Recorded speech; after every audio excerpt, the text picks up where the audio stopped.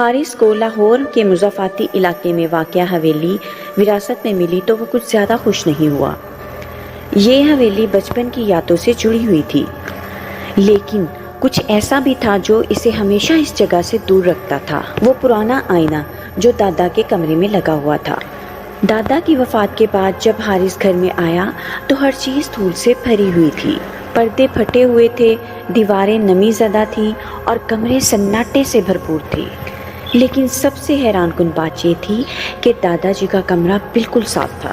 حارث نے گھر کو صاف کیا اور رہائش اختیار کر لی۔ رات کو کمرے میں بیٹھا جب وہ کافی پی رہا تھا تو آئینے میں سے ہلکی سی سرگوشی آئی۔ حارث، اس نے چونک کر ارد گرد دیکھا لیکن کوئی بھی نہیں تھا۔ آئینہ خاموش تھا اور کمرے میں صرف اس کا عکس دکھائی دے رہا تھا۔ وہ خود کو بہلا کر سو گیا۔ اگلی رات جب وہ آئینے کے پاس سے گزرا تو دوبارہ پھر سے وہی آواز آئی، تم واپس آ ہی گئے۔ حارث نے ٹھنڈی سانس لی۔ کون ہے؟ مذاق بند کرو۔ مگر آئینہ اب ساکت تھا، جیسے کچھ ہوا ہی نہیں۔ حارث کو آئینے سے اب عجیب سے خواب آنے لگے۔ ایک خواب میں وہ اپنے بچپن میں دادا کے کمرے میں تھا۔ وہ آئینے کے سامنے کھڑا تھا اور آئینہ اسے کہہ رہا تھا کہ سچ مت چھپاؤ حارث، سچ واپس آتا ہے۔ جب حارث جاگا تو وہ پسینے سے بھیگا ہوا تھا۔ اسے یاد آیا کہ بچپن میں وہ دادا جی کے ساتھ اسی آئینے کے سامنے بیٹھا کرتا تھا اور دادا جی اسے سوال کیا کرتے تھے کہ اگر آئینہ بولنے لگے تو کیا تم برداشت کر پاؤ گے؟ تب یہ باتیں مذاق لگتی تھی، لیکن اب یہ سچ ہونے لگا۔ آئینہ روز باتیں کرنے لگا۔ پہلے وہ نام لیتا تھا، اب وہ سوال کرنے لگا تھا۔ سچ کو کیوں دفن کیا؟ حارث بہت ہی پریشان رہنے لگا اور بیمار سا رہنے لگا۔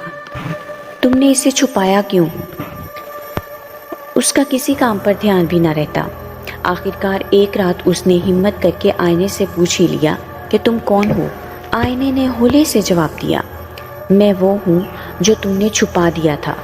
میں تمہارا عکس ہوں، لیکن وہ والا جو تم نے مار دیا تھا۔ حارث کو یاد آیا وہ واقعہ جو اس نے کبھی بھی کسی کو نہیں بتایا تھا۔ بچپن میں اس کا بھائی فیضان کھیلتے ہوئے غائب ہو گیا۔ سب نے یہ سمجھ لیا کہ وہ کھیلتے ہوئے نہر میں ڈوب گیا ہے، لیکن حقیقت یہ تھی کہ حارث نے غصے میں آ کر اسے خود دھکا دے کر نہر میں گرا دیا تھا۔ اس بچے کی لاش بھی نہ ملی تو سب نے یہی فرض کر لیا کہ وہ نہر میں ڈوب کر مر گیا، لیکن حقیقت کچھ اور ہی تھی۔ آئینہ اب صرف بات ہی نہیں کرتا تھا بلکہ وہ مناظر بھی دکھانے لگا۔ رات کے اندھیرے میں جب وہ آئینے کی طرف دیکھتا تو اس میں سے فیضان کی جھلک نظر آتی، بھیگے ہوئے بال، زخمی پیشانی اور خالی آنکھیں۔ حارث کا دماغ معاف ہو گیا۔ وہ ایک دن آئینے کو توڑنے لگا۔ اس نے جو ہی ہتھوڑا آئینے کی طرف اٹھایا، آئینے میں سے اتنی زور سے چیخ آئی کہ پورا کمرہ لرز اٹھا۔ شیشہ تو نہ ٹوٹا لیکن حارث فرش پر گر گیا اور دیوار پر ہر طرف لکھا ہوا تھا، میں وہ عکس ہوں جو تم کبھی بھی دفن نہیں کر سکو گے۔ اگلے دن پولیس کو حارث کا بے ہوش جسم کمرے میں ملا۔